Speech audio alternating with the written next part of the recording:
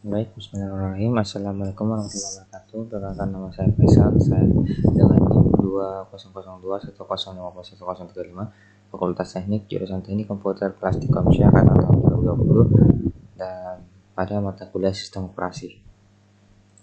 Nah, pada kesempatan kali ini saya akan menjelaskan tentang implementasi sistem file pada mata kuliah Sistem Operasi. Struktur sistem file. File adalah unit penyimpanan logika yang berisi sekumpulan informasi yang berhubungan. Sistem file berada pada penyimpanan sekunder atau disk. Sistem file diorganisasi ke dalam layer-layer pada level terendah. Pada level terendah, input-output control berisi device driver dan interrupt handler untuk mengirim informasi antara memori dan sistem disk. Basic file system berisi perintah bagi device driver untuk membaca dan menulis blok fisik pada disk. File organization module berisi modul untuk mengetahui blok logika pada blok fisik. Logical file system menggunakan struktur direktori untuk memberikan ke file organization module informasi tentang kebutuhan terakhir. Kemudian implementasi direktori. Implementasi direktori menggunakan daftar nama file linear dengan pointer ke blok data. Hal ini berdampak pada pemrograman yang mudah tetapi memerlukan waktu yang lama untuk eksekusi. Untuk mempercepat waktu eksekusi digunakan tabel hash berupa daftar linear dengan struktur data hash.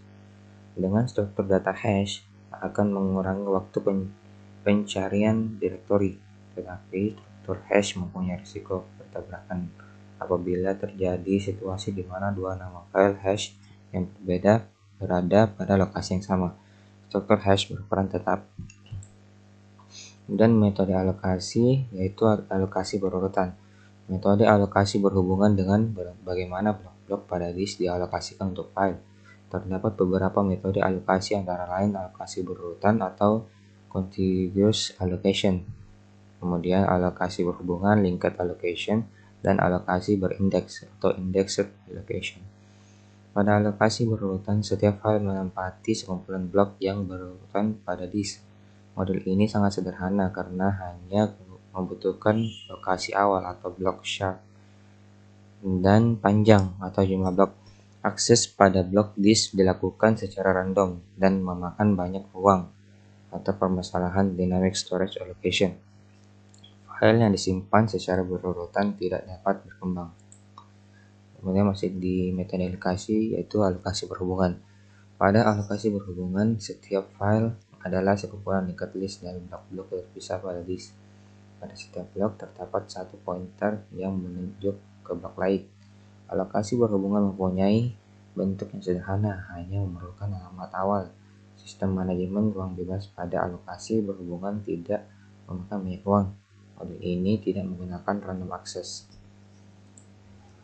Kemudian masih di metode alokasi berindeks. Pada alokasi berindeks terdapat satu blok yang berisi pointer ke blok-blok file.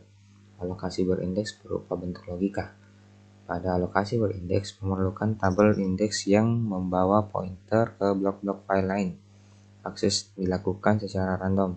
Metode ini merupakan akses dinamis tanpa fragmentasi eksternal, tetapi mempunyai blok indeks yang berlebih.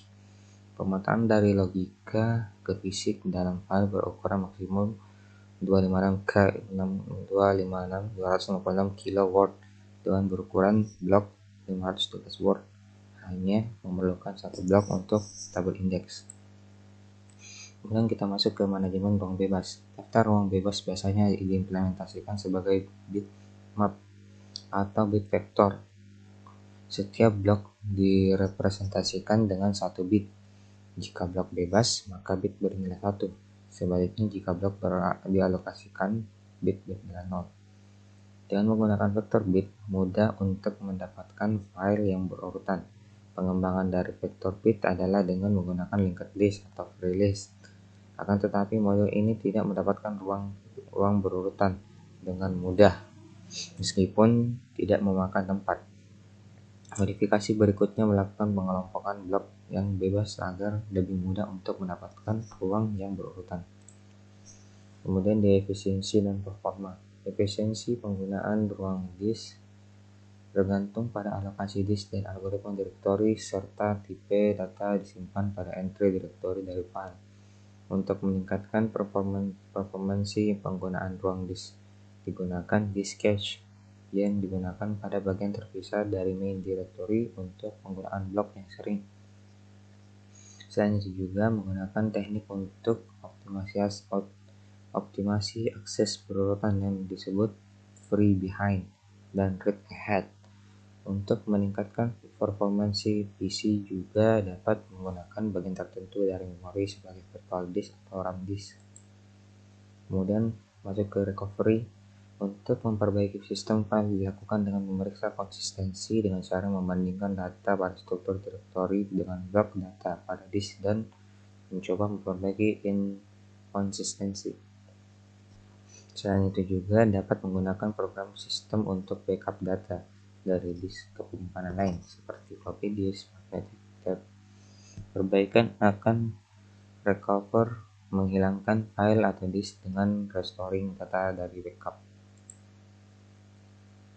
Kemudian yang terakhir, log structured file system. Sistem file log structured atau journaling menyimpan semua update ke file sistem sebagai transaksi.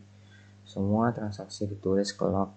Sebuah transaksi dijadikan committed jika ditulis ke log, tetapi kemungkinan sistem file tidak diupdate. Transaksi pada log ditulis secara tidak beraturan ke sistem file. Jika sistem file dimodifikasi, transaksi dihapus dari log. Jika file bertabrakan, semua transaksi yang tersisa pada log harus dibentuk. Mungkin segitu saja presentasi dari saya yang saya bawakan pada kesempatan kali ini. Terima kasih atas perhatiannya. Assalamualaikum warahmatullahi wabarakatuh.